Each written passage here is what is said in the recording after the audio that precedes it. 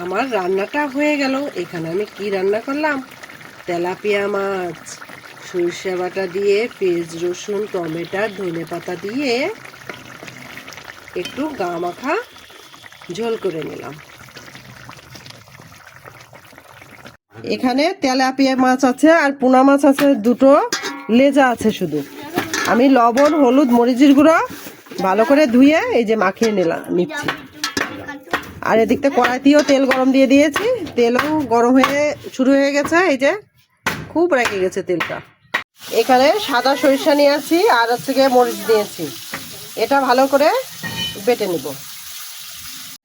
মাছ তো দিয়েছি, এক পিঠ ভালোভাবে ভাজা হয়েছে, এবার আর এক পিঠ ভাজা হচ্ছে। মাছগুলো আমার ভাজা হয়ে গেল, লাল লাল করে মাছগুলো ভেজে নিলাম।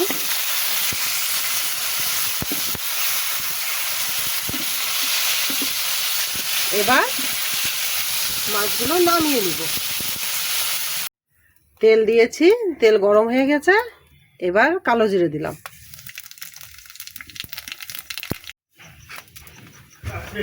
কালো জিরের পর এবার পেঁয়াজ দিলাম।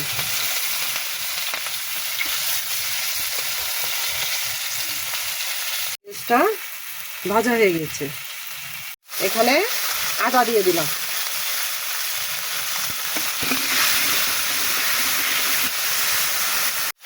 জিরা দিয়ে দিলাম।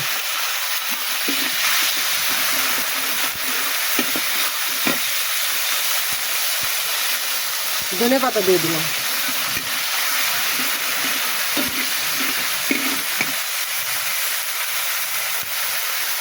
এখানে রসুন বাটা দিলাম,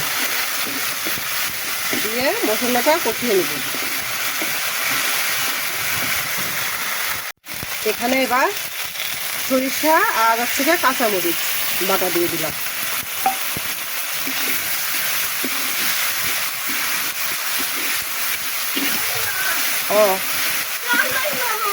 এখানে হলুদ দিয়ে দিলাম, একটু মরিচের গুঁড়া দিলাম, একটু লবণ দিলাম।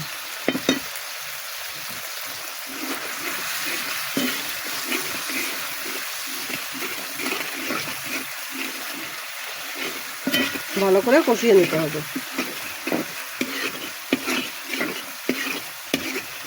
সরিষা বাটা, পেঁয়াজ রসুন আদা সব কিছু দিয়ে ভালো করে কষিয়ে নিলাম। ধনেপাতা, এবার কেটে রাখা টমেটোগুলো দিয়ে দিলাম। একটু চিনি ব্যবহার করলাম একটু স্বাদ বাড়ানোর জন্য।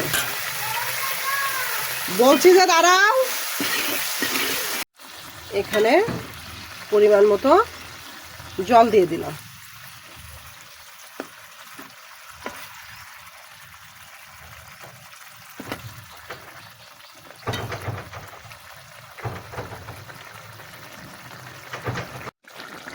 আমার রান্নাটা হয়ে গেল। এখানে আমি কি রান্না করলাম, তেলাপিয়া মাছ সরিষা বাটা দিয়ে, পেঁয়াজ রসুন টমেটো ধনেপাতা দিয়ে একটু গা মাখা ঝোল করে নিলাম।